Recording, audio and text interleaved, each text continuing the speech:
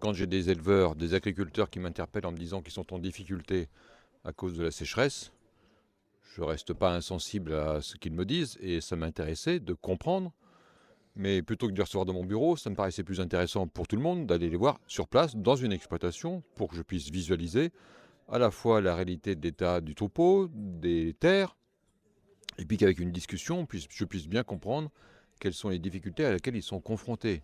Alors ils m'ont expliqué, ils ont des difficultés liées à la saison, à la sécheresse, avec malheureusement insuffisamment de fourrage de substitution disponible ou à des prix très élevés. Et puis ils m'ont expliqué aussi leurs difficultés liées à la filière, un nombre de bêtes qui va en diminuant, une difficulté pour motiver des jeunes pour s'installer, tout un écosystème en fait qui est mis à mal, alors qu'autrefois la filière se portait bien, aujourd'hui elle se porte moins bien.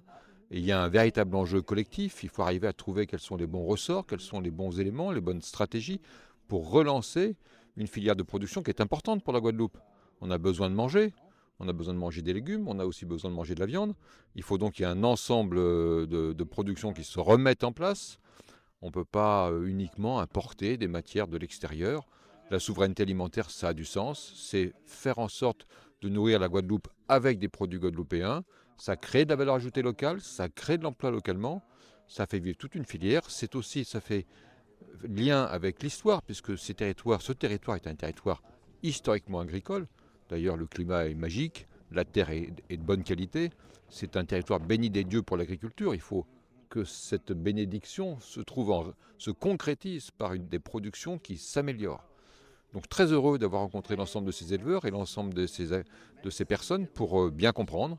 Et puis j'espère demain encore mieux travailler ensemble pour relancer la filière de l'élevage. C'est-à-dire que la réalité, faire ouvrir la réalité.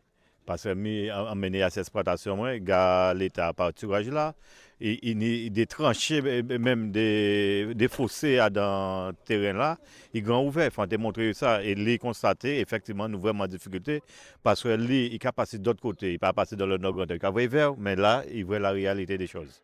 Non, mais de toute manière, sécheresse, pas d'eau, pas d'herbe. Alors, si pas ni de l'eau ni herbe, c'est amaigrissement total. Et même les petits, ils risquent de mort parce qu'ils ne peuvent pas produire lait.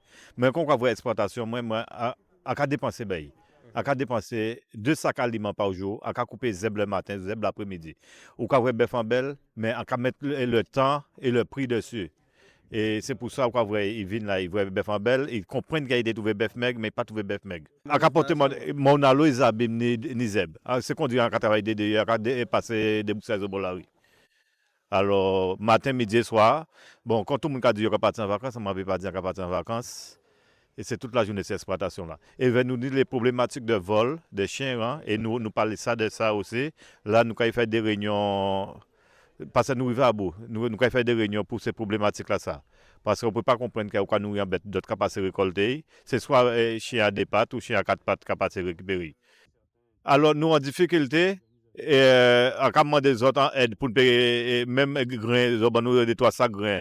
Ils n'ont pas réagi, mais ils ont fait le tour, ils ont fait route du Rhum. Ça n'est pas rapporté Guadeloupéen ailleurs, mais les bateaux payent entrer. C'est peut-être moins qui vendent des bœufs bayo, puis manger, ou bien qu'ils viennent voler, soit l'une, soit l'autre.